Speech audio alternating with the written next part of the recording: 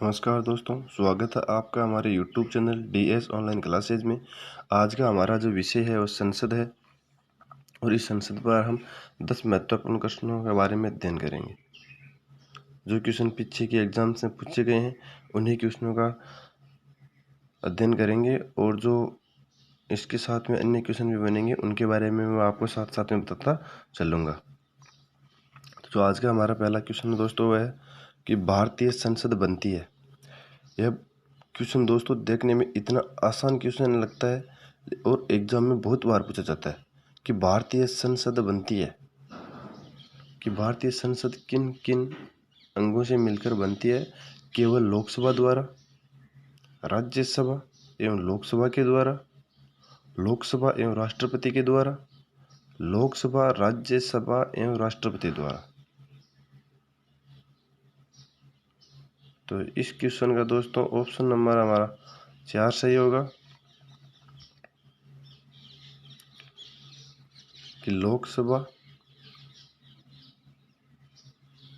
राज्यसभा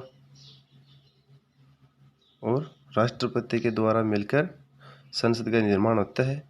दोस्तों आपको बता दूं कि जो लोकसभा है उसमें अधिकतम सदस्यों की संख्या है वो 552 है और राज्यसभा में अधिकतम सदस्यों की संख्या है वो हो जाएगी 250। इसके बाद में दूसरा प्रश्न हमारा है कि भारतीय संसद की कितनी अंग हैं। तो दोस्तों बात करते हैं भारतीय संसद के अंगों की। तो भारतीय संसद के अंग हैं 3, जबकि भारतीय संसद के सदन के जो सदन होते हैं, भारतीय संसद के सदन है वो होते हैं 2। तो भारतीय संसद के अंग होते हैं 3। ऑप्शन नंबर 2 हमारा सही हो जाएगा। और बात करें संसद के अंगों की, तो संसद के अंग 3 है जबकि सदन है वो 2 है, लोकसभा और राज्यसभा। अब देखिए क्वेश्चन नंबर 2 कि संसद के 2 क्रमिक अधिवेशनों के बीच अधिकतम अंतराल की अनुमति है।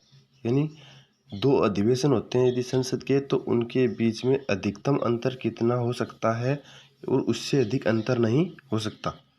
तो इस क्वेश्चन का ऑप्शन नंबर 2 से होगा 6 माह है। भारतीय संसद के दोनों सदनों की संयुक्त बैठक किस संबंध में होती है।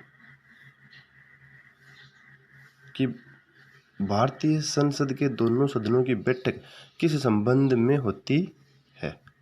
संविधान संशोधन विधेयक पर होती है, धन विधेयक पर होती है, साधारण विधेयक पर मतभेद होने पर होती है, या फिर भारतीय के जो उपराष्ट्रपति के निर्वाचन में संबंध में होती है।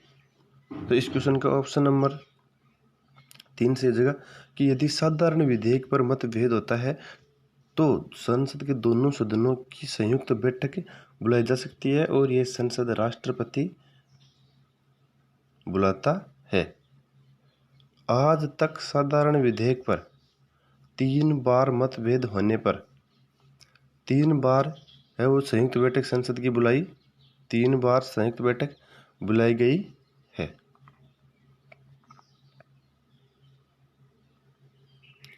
साधारण विधेयक से संबंधित गतिरोध को दूर करने के लिए संसद के दोनों सदनों की संयुक्त बैठक कौन बुलाता है। ये दोस्तों मैंने आपको ऊपर वाले क्वेश्चन में बता दिया कि यदि संसद की संयुक्त बैठक बुलानी है तो वो राष्ट्रपति बुला सकता है, लेकिन इसकी अध्यक्षता है वो लोकसभा अध्यक्ष के द्वारा की जाती है। अतः हमारे क्वेश्चन का आंसर नंबर 1 सही होगा।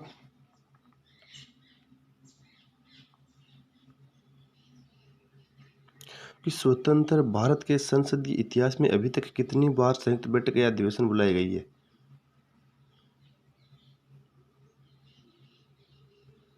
तो इस क्वेश्चन का ऑप्शन नंबर 2 सही हो जाएगा कि अभी तक 3 बार संयुक्त बैठक बुलाई गई है। देखिए दोस्तों 1961 में पहली बार बुलाई गई थी, फिर बुलाई गई थी 1979 में और फिर बुलाई गई थी दोस्तों 2002 में। तो आज तक केवल 3 बार संयुक्त बैठक बुलाई गई है। सांसदों के वेतन का निर्णय कौन करता है? सांसदों के वेतन का निर्णय संसद, केंद्रीय मंत्रिपरिषद, राष्ट्रपति और लोकसभा अध्यक्ष। जल्दी से अपना आंसर कमेंट बॉक्स में लिखें। इस क्वेश्चन का आंसर नंबर होगा ऑप्शन नंबर 3 कि राष्ट्रपति सांसदों के वेतन का निर्धारण करता है। भारत के पार्लियामेंट का उद्घाटन कब हुआ था? दोस्तों बहुत ही आसान क्वेश्चन मैंने ये पूछा है और ये क्वेश्चन बार बार पूछा जाता है कि भारत का जो पार्लियामेंट है उसका उद्घाटन कब हुआ था, इसका उद्घाटन किसने किया था। इस प्रकार की जो चीज़ें हैं दोस्तों, इन क्वेश्चनों को आप एक बार लिख लिया करो। जो क्वेश्चन आप लिख लेते हो वो आपको ज़्यादा या लंबे समय तक याद रहते हैं। अतः मैं आपको बार बार कहता हूँ कि जो क्वेश्चन आपको याद नहीं होते हैं उनको आप 1 या 2 बार लिख लिया करो। तो इस क्वेश्चन का आंसर नंबर हमारा 3 सही हो जाएगा कि जो भारतीय पार्लियामेंट का उद्घाटन 1927 में यानी 18 फरवरी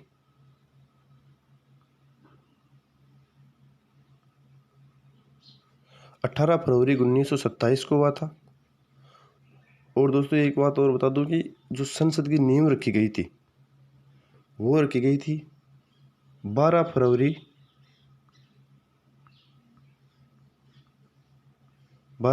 1921 को रखी गई थी। और जो इस प्रश्न का एक प्रश्न मैं आपको और बता दूं कि भारत की पार्लियामेंट का उद्घाटन तो 1927 में हुआ था, लेकिन ये उद्घाटन किया किसने था? तो ये उद्घाटन किया था लॉर्ड इरविन ने। लॉर्ड इरविन के द्वारा किया गया था। लॉर्ड इरविन के द्वारा किया गया था। भारतीय संसद को बनने में 6 वर्ष का समय लगा था और 84 लाख रुपए का खर्च आया था।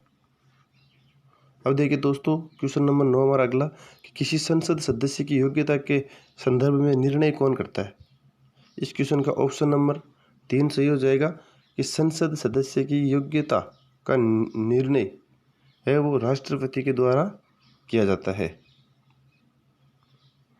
राज्यसभा के सदस्य के लिए न्यूनतम आयु क्या है? यह आयु है। तो जो राज्यसभा का सदस्य है उसके लिए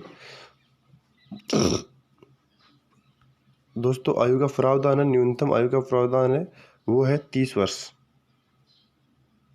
राज्यसभा के लिए 30 वर्ष है। तो दोस्तों लोकसभा के लिए आयु कितनी है? तो लोकसभा के लिए हो जाएगी 25 वर्ष और राष्ट्रपति के लिए हो जाएगी 35 वर्ष। अगला क्वेश्चन देखिए कि राज्यसभा को भंग करने का अधिकार किसे प्राप्त है? राज्यसभा को भंग करने का अधिकार किसे प्राप्त है? इस प्रकार के क्वेश्चन दोस्तों बहुत बार पूछे जाते हैं और पहला ही ऑप्शन राष्ट्रपति का होता है। यदि राष्ट्रपति ऑप्शन देखते हम पूरे ऑप्शन पढ़ते ही नहीं है, क्वेश्चन पर पूरा ध्यान नहीं देते हैं और राष्ट्रपति को सही कर देते हैं। तो दोस्तों मैं आपको बता दूं राज्यसभा एक स्थायी सदन है और यह कभी भंग नहीं होता है।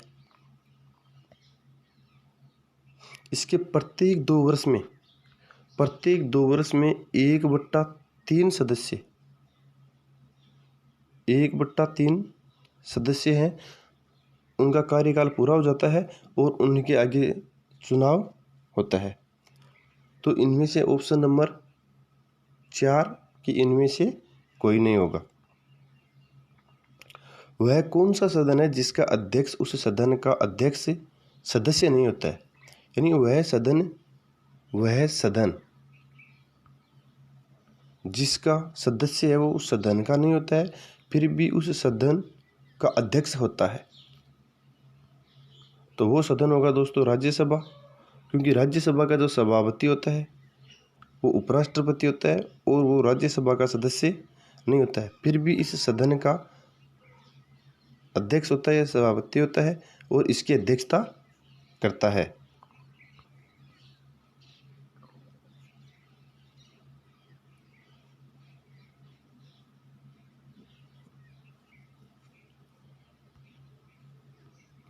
अब देखिए दोस्तों आगे का क्वेश्चन है क्वेश्चन नंबर 13 कि राज्यसभा के सभापति का चुनाव कौन करता है? तो राज्यसभा के जो सभापति है उसका चुनाव कौन करता है? कि लोकसभा के निर्वाचित सदस्य या राज्यसभा एवं लोकसभा के सभी सदस्य और लोकसभा के निर्वाचित सदस्य, इनमें से कोई नहीं। तो जो राज्यसभा का सभापति होता है दोस्तों, उसका राज्यसभा के सभापति के रूप में चुनाव नहीं होता है, लेकिन यह पद पदेन होता है, क्योंकि जो भी देश का उपराष्ट्रपति होता है वो राज्यसभा का सभापति होगा। अतः इनमें से ऑप्शन हो जाएगा इनमें से कोई नहीं।